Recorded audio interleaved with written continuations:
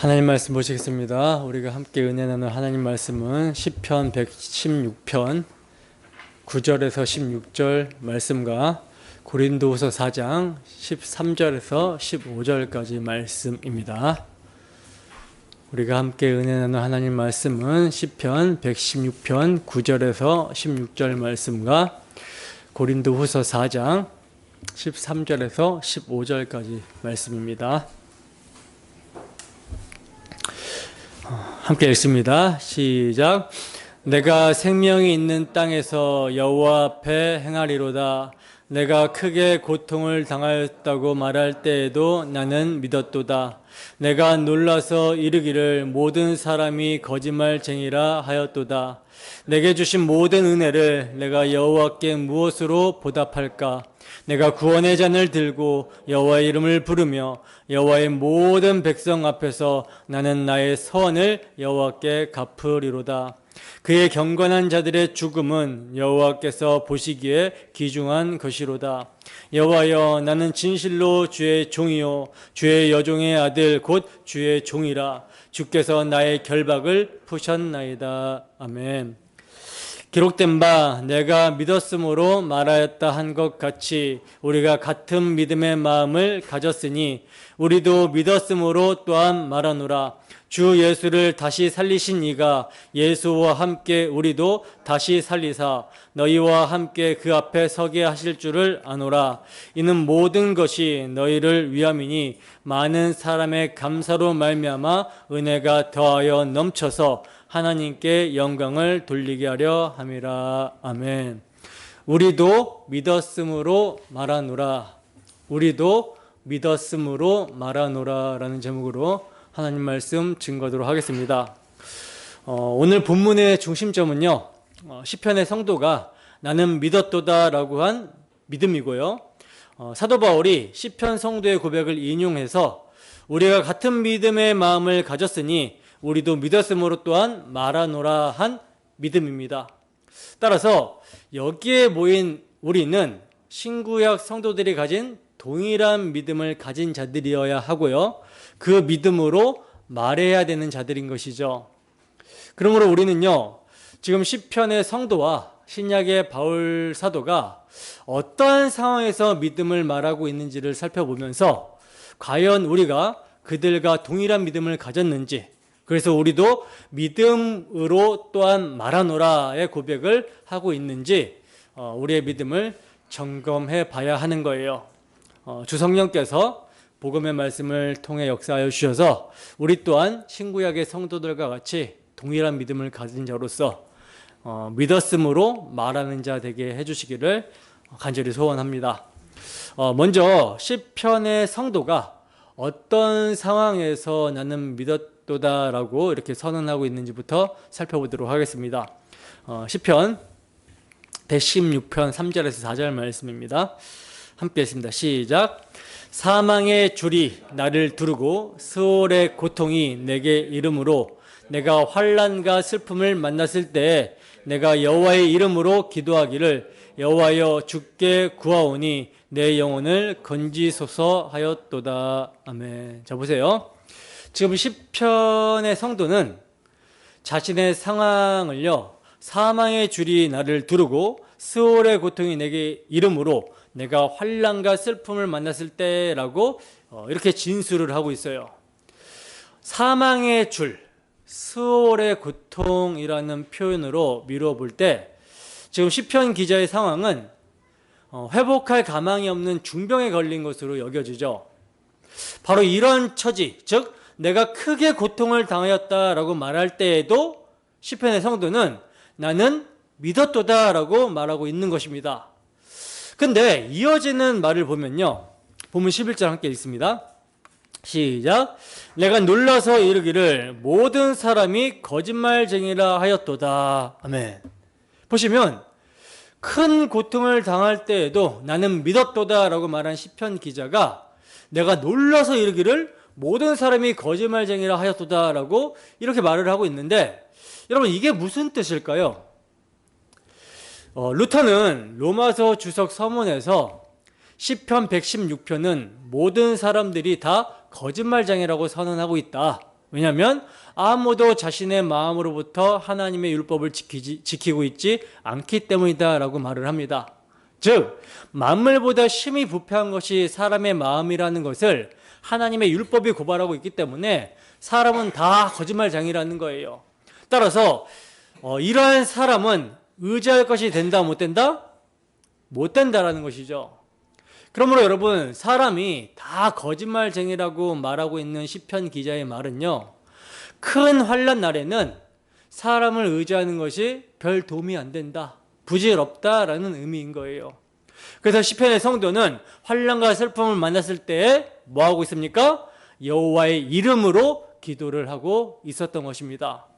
바로 이것이 시편 기자의 믿음이었던 거예요. 여러분, 죽음의 언덕을 넘는 일은요, 친구는 물론 부모, 남편이나 아내까지도 함께 동행해 줄 수 없는 단독적으로 믿음을 고백해야 되는 순간입니다. 환난 날에 사람을 의지하는 것은요, 불신자의 태도라는 거예요. 그러면 지금 시편의 성도는 환난 날에 내가 크게 고통을 당하였다고 말할 때에도 나는 믿었도다라고 이렇게 진술을 하고 있는데, 그가 믿었다라고 하는 믿음은 과연 무엇을 믿었다라고 하는 고백일까요?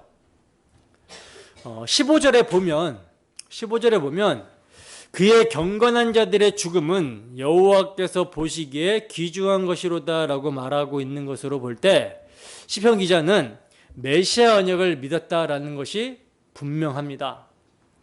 왜냐하면 죽음 자체는 여러분 죄의 삭시입니다. 죄의 삭시이기 때문에 결코 귀중한 것이 될 수 없어요. 그런데 여호와께서 경건한 자의 죽음을 귀하게 보신다라는 것은요, 그 경건한 자의 죽음이 하나님의 약속을 믿는 믿음 안에서, 즉 메시아 언약을 믿는 믿음 안에서 죽는 죽음이기 때문에 여호와께서 귀중히 보신다라고 하는 것입니다. 그리고 이렇게 메시아 언약을 믿는 믿음으로 죽고 사는 문제를 전적으로 언약의 하나님께 의뢰하고 의탁한 시편 기자는요, 주께서 내 영혼을 사망에서, 내 눈을 눈물에서, 내 발을 넘어짐에서 건지셨나이다 하고 고백을 합니다. 이것은 실제 시편 기자의 중병에서 건짐을 받은 것을 고백하는 것과 동시에 궁극적으로는요, 메시아 언약의 실체, 예수 그리스도의 대속의 은혜로 말미암는 죄에서의 구원, 죄로 말미암는 사망에서 건져질 것을 말하고 있는 거예요. 그리하여 그의 믿음을 어떻게 고백하고 있는지를 한번 보겠습니다. 본문 12절에서 14절 말씀 함께 하겠습니다. 시작. 내게 주신 모든 은혜를 내가 여호와께 무엇으로 보답할까? 내가 구원의 잔을 들고 여호와의 이름을 부르며 여호와의 모든 백성 앞에서 나는 나의 서원을 여호와께 갚으리로다. 아멘. 여러분, 시편의 성도는 자신에게 베푸신 하나님의 은혜가 너무나 감사해서 무엇으로 보답할까라고 합니다.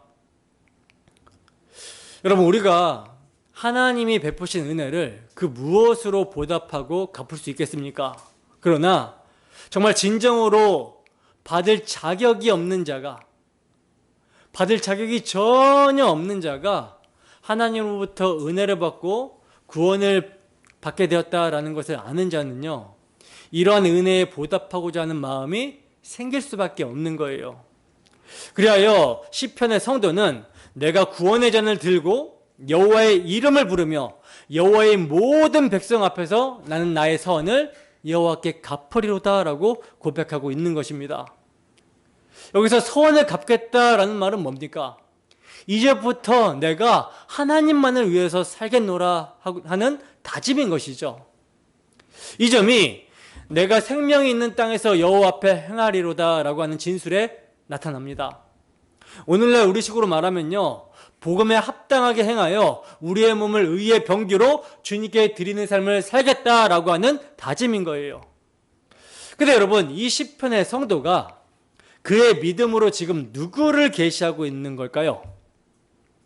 지금 여러분, 시편은 구약 성경입니다. 구약 성경은 누구에 대해서 증거하죠? 예수 그리스도에 대해서 증거하죠.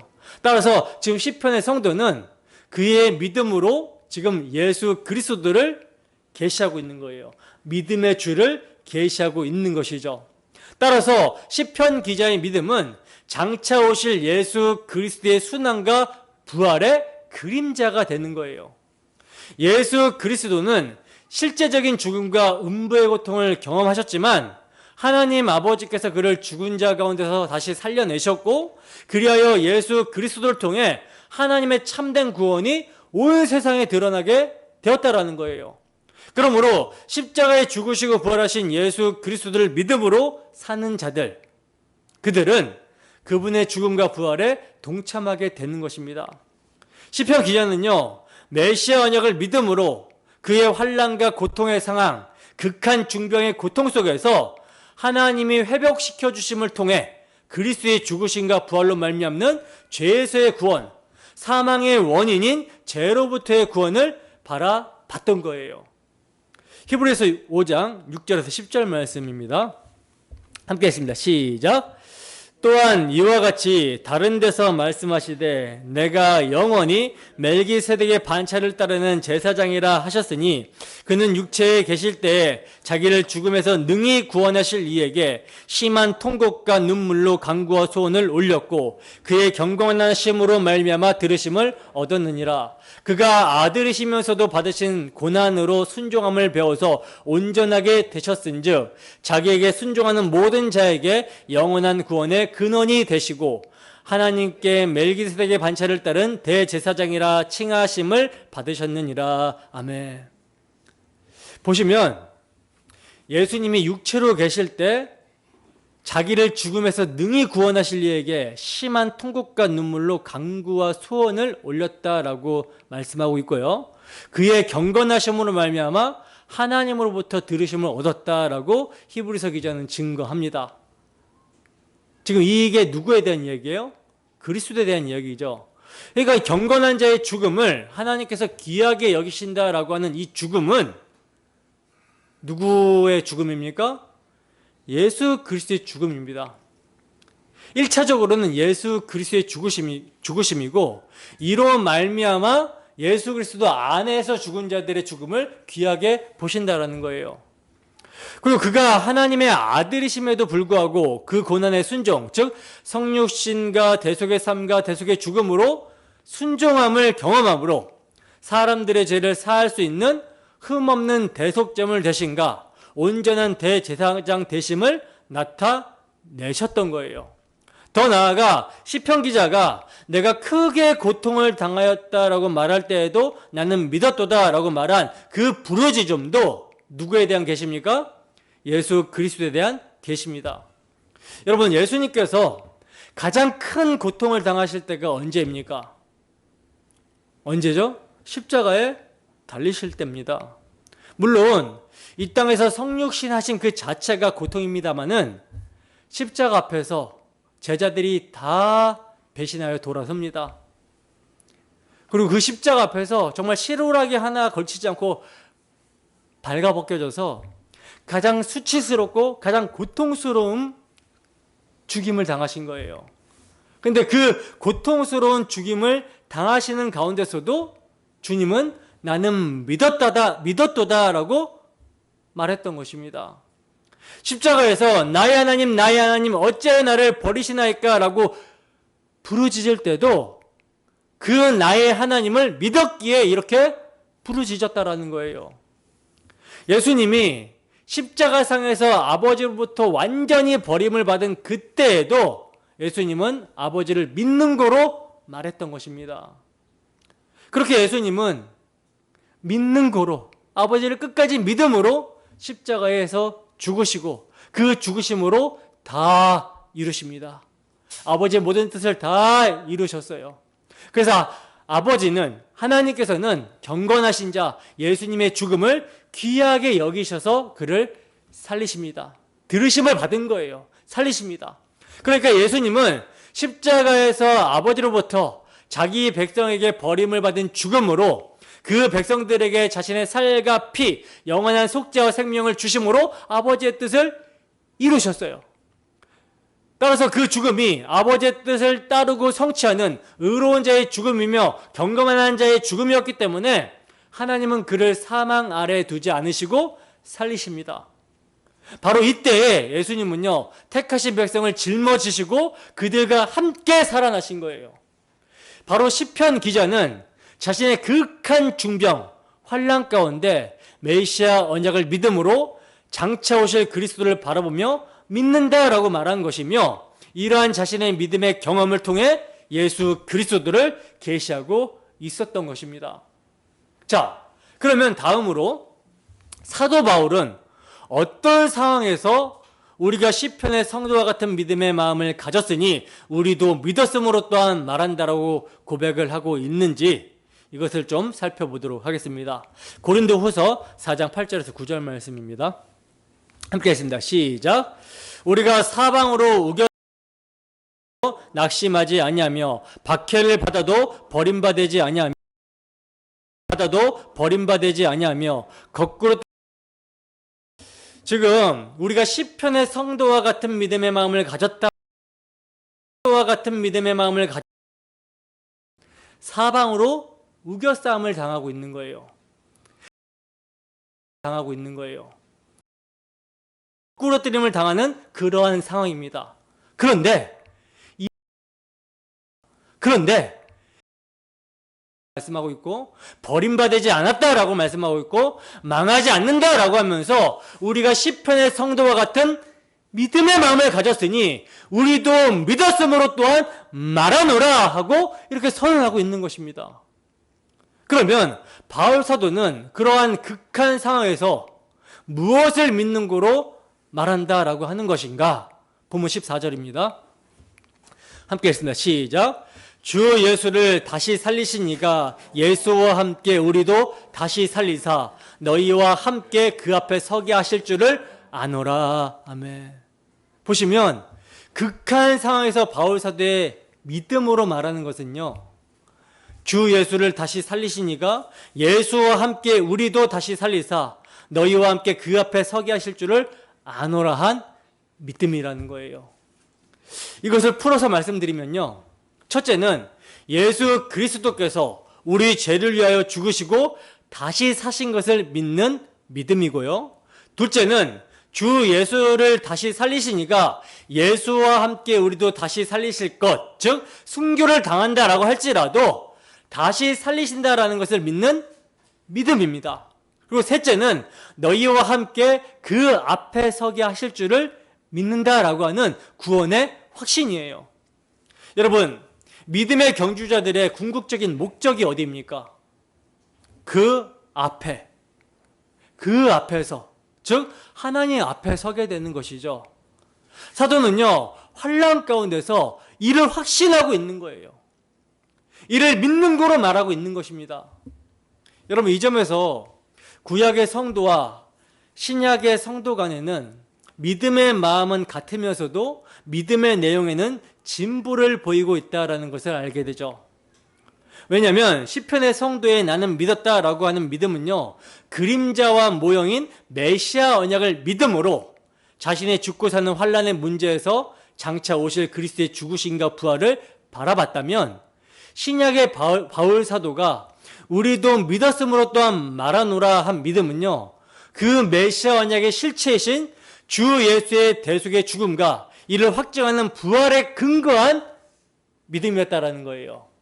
주님의 부활을 믿음으로 예수와 함께 우리도 다시 살리실 것을 극한 상황 가운데서도 믿는다라고 믿음의 고백을 했던 것입니다. 그러므로 시편의 성도가 내게 주신 모든 은혜를 내가 여호와께 무엇으로 보답할까? 내가 구원의 잔을 들고 여호와의 이름을 부르며 라고 한 은혜와 구원의 잔은요, 모형과 그림자를 통해 받은 은혜와 구원이라면, 신약의 성도들이 고백하는 은혜는요, 모형과 그림자의 실체이신 그리스도 안에서 그의 은혜의 풍성함을 따라 그의 피로 말미암아 속량 곧 죄사함을 받은 것이 은혜이며, 신약의 성도들이 들고 찬양하는 구원의 잔은 언약의 실체이신 주님께서 내 대신 진노의 잔을 받으심으로 받게 된 구원의 잔이라는 거예요. 바로 이러한 은혜와 구원의 잔을 받은 자만이 뭐 할 수 있습니까? 우리가 믿는 거로 말하리라 라고 하는 고백을 할 수 있는 것입니다. 여러분, 누가복음 8장에 보면요, 주님께서 제자들과 함께 배를 타고 갈릴리 바다로 건너가시는 기사가 있습니다. 이때 주님은 피곤하셨는지 잠이 드셨는데요, 마침 강풍이 막 일어나는 거예요. 주님이 잠드시자마자. 그래서 배에 물이 가득하게 되어서 아주 위태한 지경에 이르게 됩니다. 이러자 제자들이 여러분 어떻게 반응을 합니까? 주무시는 주님을 깨우면서 주여 주여 우리가 죽게 됐나이다 라고 하면서 두려워합니다. 그러자 예수님께서 잠을 깨사 바람과 물결을 꾸짖으심으로 잔잔하게 하시면서 하시는 말씀이 뭐예요? 너희 믿음이 어디 있느냐라고 말씀하시죠. 너희 믿음이 어디 있느냐. 이것을 다른 말로 표현하면 믿음은 이런 경우를 위해서 예비하는 것이다 라는 뜻인데, 이때 믿음이 없는 제자들은요, 두려워하고 놀랍게 여기면서 그가 누구이기에 바람과 물을 명함에 순종하는가 라고 말을 합니다.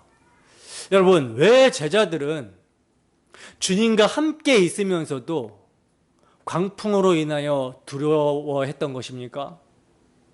왜 두려워한 것이죠? 예수님이 함께 있는데. 그것은 그들이 예수님이 누구신지를 몰랐기 때문이라는 거예요. 이 점에서 우리가 유념해야 되는 것은 믿음 자체에 어떤 능력이 있다는 것이 아니라 누구의 무엇을 믿는 믿음인가 라고 하는 믿음의 내용이 중요하다는 것입니다. 그러므로 성경은 이제도 우리를 향해서 묻고 있는 거예요. 너희를 위하여 죽으시고 다시 사신 예수를 누구라 하느냐? 너희의 믿음이 어디 있느냐라고 묻고 있는 것입니다. 여러분, 시편의 성도와 사도 바울은요, 다 같이 평안이 아니라 정말 극심한 상황, 어려운 상황에서 나는 믿었다, 믿는 거로 고백하고 있습니다. 바로 이것이죠. 여러분, 성도들에게 시련, 환난, 고난이 피해가는 것이 아니에요. 피해가는 것이 아니라 오히려 더욱더 시련, 환난, 고난을 당하게 됩니다. 세상에서. 근데 그럴 경우 믿는 자와 불신자 간에 다른 점이 나타나게 된다는 거예요. 왜 성도와 불신자 간에 다른 점이 나타나게 되는가? 결론은 누구의 무엇을 위해서 내가 믿는 거로 말하리라 하고 선언해야 하느냐로 모아집니다. 여러분, 왜 구약의 제사장은 머리를 풀거나 옷을 찢어서는 안 됐습니까? 왜 그리스도인들은 낙심해서는 안 되는 것입니까? 왜 불신자들 앞에서 약한 모습을 보여서는 안 되는 것입니까? 어찌하여 불신자들이 몸부림치는 상황에서도 그리스도인들은 내가 믿는 거로 말하리라 하고 선언해야 되는 것입니까? 사도는요, 이를 하나님께 영광을 돌리게 하려 함이라 하고 대답합니다. 나를 사랑하사 독생자를 내어주신 하나님, 나의 죄를 위하여 대신 죽어주신 주님의 이름과 명예를 위해서 내가 믿는 거로 말하리라 하고 선언해야만 한다라는 거예요. 과연 오늘날 그리스도인인 우리는 우리 앞에 여러 가지 문제나 고난을 당할 때 우리가 같은 믿음의 마음을 가졌으니 우리도 믿었으므로 또한 말한다라고 하는 고백을 하고 있습니까? 만일 이렇게 할 수 없다면, 이렇게 말할 수 없다면 우리의 믿음에 진실성이 없다라는 증거고, 엄밀히 말하면 믿는 것이 아닌 거라는 거예요. 여러분, 믿음이 모래 위에 세워진 믿음인가 아니면 반석 위에 세워진 믿음이냐의 여부는 언제 드러나게 됩니까? 언제 드러나게 되죠? 비가 내리고 창수가 나고 바람이 불어 그 집에 부딪히게 되었을 때 드러나게 됩니다. 평안할 때는요, 누구나 믿는 거로 말한다라고 이렇게 고백할 수 있어요. 그러나 그것이 아니라 인간의 힘으로는 정말 어찌할 수 없는 극한 상황에 처했을 때 믿음은 진가를 발휘하게 되는 것입니다. 왜냐하면 믿음이 우리의 것이 아니기 때문에. 아무 일 없고 평안할 때는요, 믿는 거로 말하기가 쉽다라는 거예요. 그러나 우리가 모욕을 당하고 배신을 당하고 환난을 당하고 박해, 심지어 순교를 당할 상황에서는요, 내가 믿는 거로 말하리라 할 수 있는 것은 아무나 할 수 있는 것이 아닙니다. 오직 주께서 붙드는 자만 할 수 있다라는 거예요. 그래서 본문 위에 문맥을 보면 사도는 우리가 이 보배를 질그릇에 가졌으니 이는 심히 큰 능력은 하나님께 있고 우리에게 있지 아니함을 알게 하려 함이라 하고 말합니다. 질그릇과 같은 자신 속에 보배, 즉 복음, 은혜, 주 성령을 모셨다라고 하는 확신이 있는 자만 믿는 거로 말하리라 하고 고백할 수 있다는 거예요. 그리고 본문의 아래 문맥으로 사도는 우리가 잠시 받는 환난에 경한 것이 지극히 크고 영원한 영광에 중한 것을 우리에게 이루게 함이니 우리가 주목하는 것은 보이는 것이 아니요 보이지 않는 것이니 보이는 것은 잠깐이요 보이지 않는 것은 영원함이라 하고 말하고 있는데, 이는 이러한 확고한 소망이 있는 자만이 우리가 같은 믿음의 마음을 가졌으니 우리도 믿었으므로 또한 말하노라 하고 선언할 수 있다라는 거예요. 그러므로 순교를 앞에 둔 바울은요, 믿보다 이 말이요 우리가 주와 함께 죽었으면 또한 함께 살 것이요 참으면 또한 함께 왕노릇 할 것이요 우리가 주를 부인하면 주도 우리를 부인하실 것이라. 우리는 믿음이 없을지라도 주는 항상 믿으시니 자기를 부인하실 수 없으시리라 하고 이렇게 고백할 수 있었던 것입니다. 여러분, 어떤 상황, 어떤 형편에서도 믿는 거로 또한 말하노라 하고 고백할 수 있는 사람은요, 참으로 행복한 사람입니다. 불신자들은 우리를 향해서 이렇게 말할 거예요. 당신은 뭘 믿고 이렇게 큰 소리 칠 수 있느냐라고 이렇게 말을 할 것입니다. 이에 대해 믿음장에서는요, 이런 사람은 세상이 감당하지 못하느니라 하고 대답합니다. 왜냐하면 이 믿음은 어떤 믿음입니까? 우리가 믿는다라고 고백하는 이 믿음이 여러분 어떤 믿음입니까? 어떤 믿음이기에 세상이 감당치 못하는 것입니까? 이 믿음은 그리스도께서 십자가 대속의 피로 세상을 심판하여 이기셨고 나와 같은 죄인을 구원하셨다라는 것을 믿는 믿음이기 때문에 세상이 감당치 못하는 거예요. 사실 돌이켜보면 성경의 역사는 내가 믿는 거로 말하리라 한 믿음의 역사입니다. 믿음으로 아벨은 가인보다 더 나은 제사를 하나님께 드림으로 의로운 자라고 하는 증거를 받고 그가 죽었으나 그 믿음으로서 오히려 말하느니라 하고 히브리서 기자는 증거하고 있는데, 여러분 아벨이 무엇이라고 말했을까요? 내가 믿는 거로 말하리라 한 것입니다. 다니엘도요, 같은 믿음을 가졌기 때문에 뻔히 사자밥이 될 것을 알면서도 우상에게 머리를 조아리지 않은 거예요. 예루살렘으로 향한 창문을 열어놓고 하루에 3번씩 기도를 했었던 것입니다. 그의 세 친구들도요, 같은 믿음을 가졌기 때문에 그리 아니하실지라도 라고 하면서 불가마 속에 던짐을 받는 쪽을 택했던 거예요. 그리고 사도 바울도 내가 믿는 거로 오직 성령이 각 성에서 내게 증언하여 결박과 환난이 나를 기다린다고 하시나 내가 달려갈 길과 주 예수께 받은 사명 곧 하나님의 은혜의 복음을 증언하는 일을 마치려 하면은 나의 생명조차 조금도 귀한 것으로 여기지 아니하노라 하고 이렇게 말할 수가 있었던 것입니다. 믿는 고로. 여러분, 믿는 고로 또한 말하노라 하는 바울 사도의 고백은 정말 저의 심금을 울립니다. 여러분들의 마음에도 이러한 감동으로 다가오십니까? 하나님께서 우리와 같은 죄인을 당신의 독생자 예수 그리스도를 십자가에 화목제물로 세워서 죄인인 우리를 대신하여 죄에 대한 진노를 쏟아 부어 심판하심으로 우리에 대한 사랑을 확증하여 보여주셨으며 사망과 음부의 권세로부터 우리를 구원하여 주셨습니다.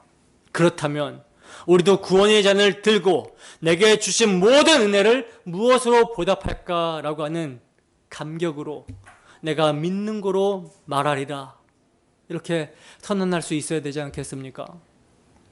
그리스도인들은요, 주와 함께 죽었으면 또한 함께 살 것을 믿는 사람들입니다. 참으면 또한 함께 왕노릇할 것을 믿는 자들이라는 거예요.